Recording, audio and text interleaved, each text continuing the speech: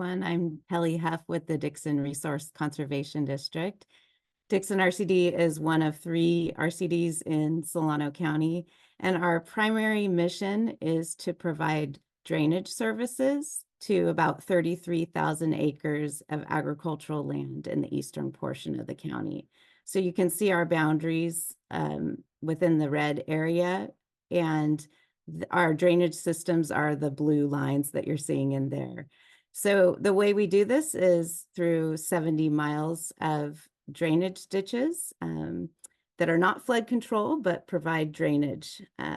But we also work in partnership with the city of Dixon to allow some use of our systems from the city's runoff under certain conditions under an agreement.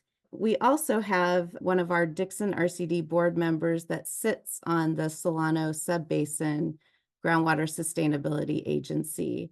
And through those regular meetings of water agencies over these last many years, there have been some creative conversations stimulated and kind of a larger look at how we can manage our water systems more holistically and look at ways that we can deal with problems in one time of the year, like flooding, with creative ways of looking at groundwater recharge.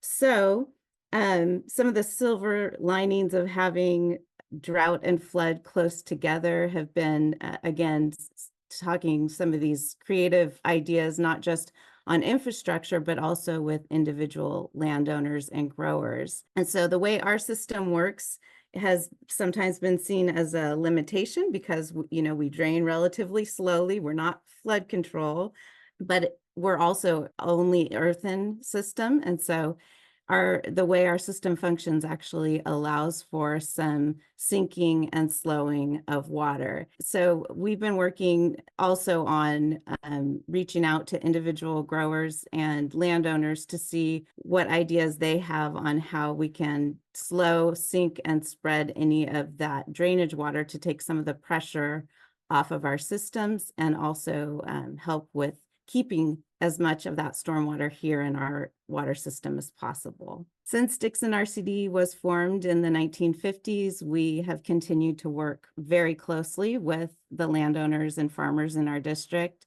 And many of them have had practices in place for years and continue to look for additional opportunities on how they can help with managing some of the stormwater and also helping with groundwater infiltration.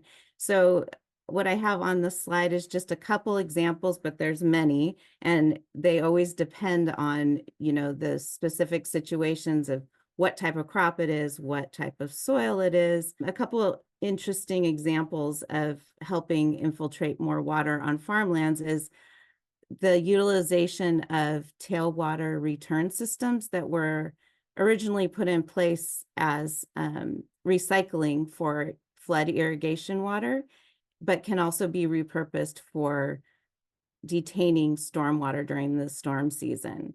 And then we work closely with orchard growers on having winter cover through cover crops that also increase infiltration of stormwater.